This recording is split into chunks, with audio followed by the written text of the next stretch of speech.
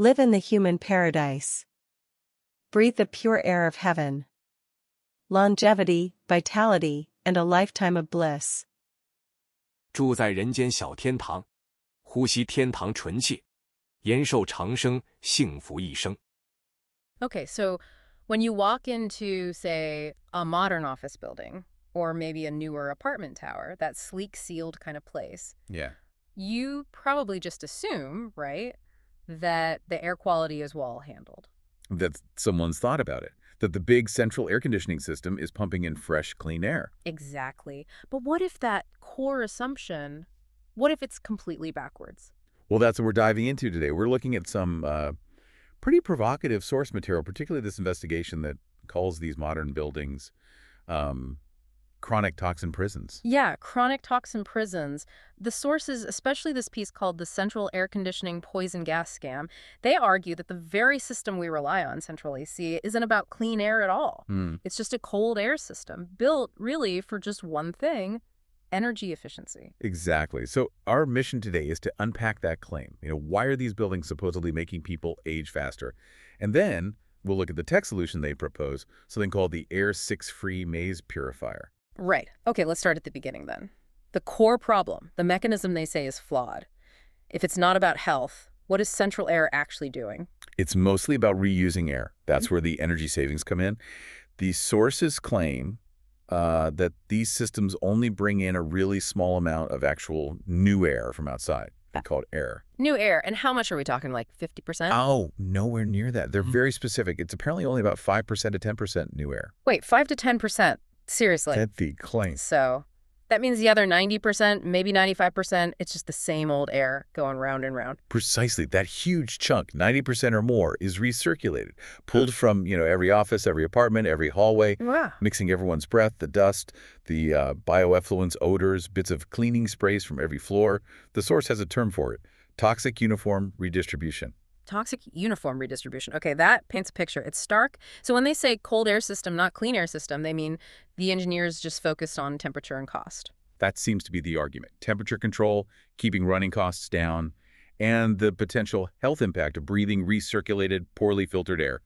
That's just sort of an acceptable side effect, apparently. Efficiency over ventilation. You got it. And this design approach that the sources argue didn't just stay in one place. It became a model, which brings us to the architecture side of things. Right, so it's not just the AC unit itself, it's the whole building design.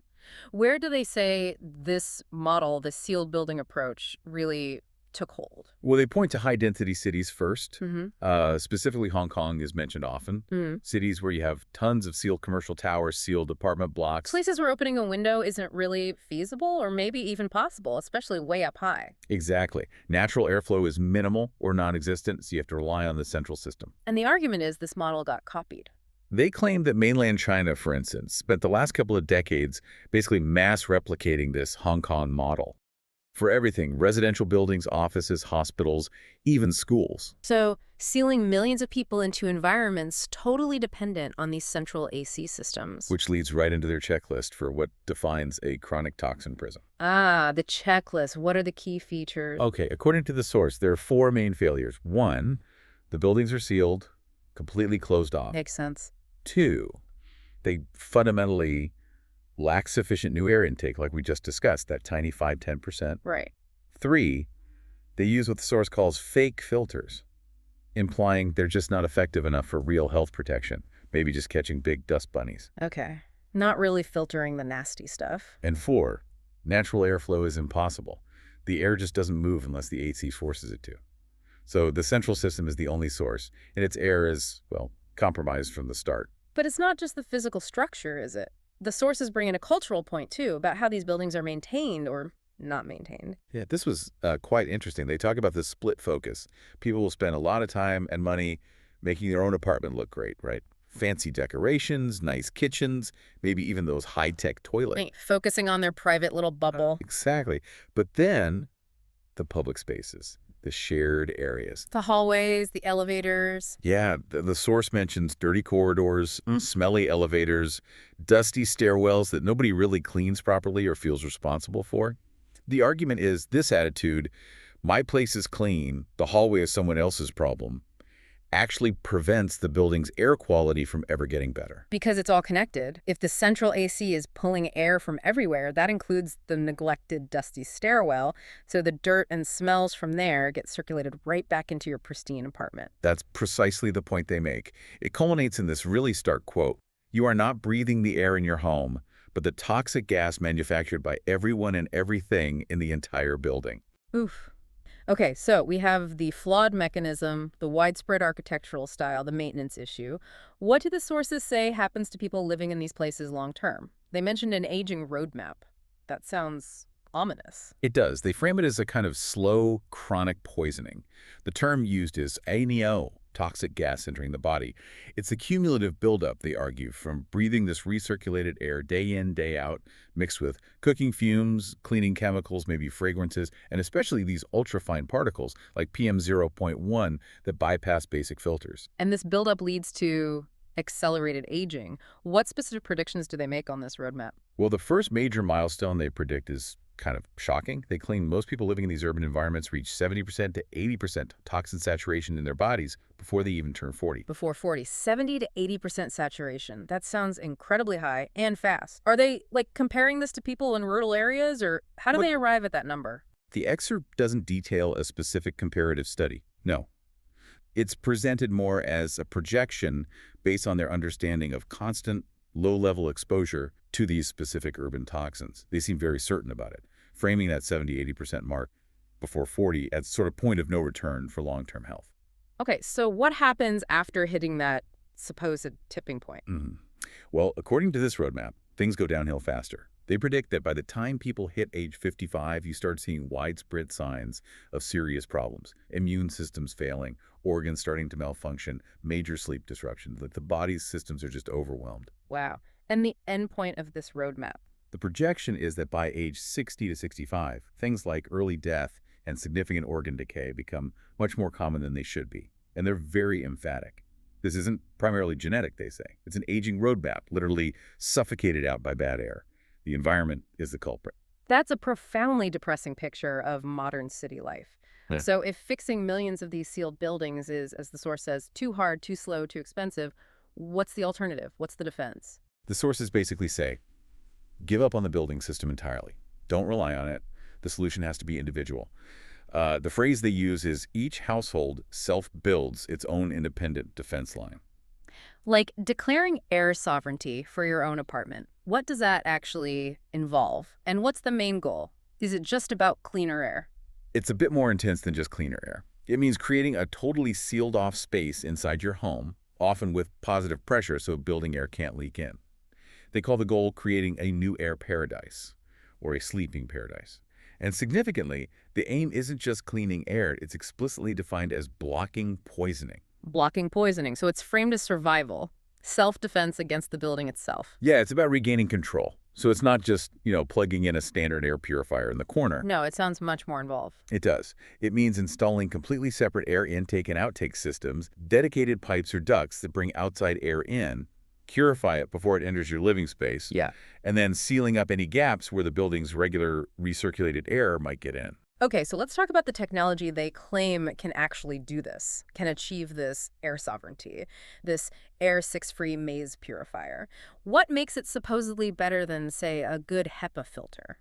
Right, so the claim is this device goes way beyond typical filters, especially for the really tricky stuff, chemical vapors, those tiny PM0.1 particles, things HEPA filters might struggle with. It uses a different method altogether, involving electricity, basically. Electricity? How does that work? Ionization. Exactly. It uses multiple stages of ionization. High voltage is key. It actively charges incoming particles and gases. The first stage grabs bigger things like dust, pollen, VOCs. But then the secondary stage does something critical. It neutralizes germs, breaks down chemical toxins, and gives all the remaining tiny particles and aerosols a strong negative electrical charge. Okay, so everything gets zapped with negative polarity. That makes them vulnerable. That seems to be the idea. It turns them into targets. Because once everything harmful is negatively charged, it gets forced into the next stage. It's the stage 3, which they dramatically call the sacrificial black box. Sounds ominous. Or, more technically, the electrostatic collection maze box. Inside this box are special plates with a strong positive charge. Ah, opposites attract. So the negatively charged toxins stick to the positively charged plates. Precisely. They're pulled right out of the airstream and onto these plates. The source claims this is different because the toxins become solidly plated and irreversibly fixed, like they're electrically glued down, not just trapped in a filter fiber they might escape from later. Okay, that makes sense electrostatically. But what about the maze part of the name? Is there a physical trap too? Yes, that's like the final backup plan.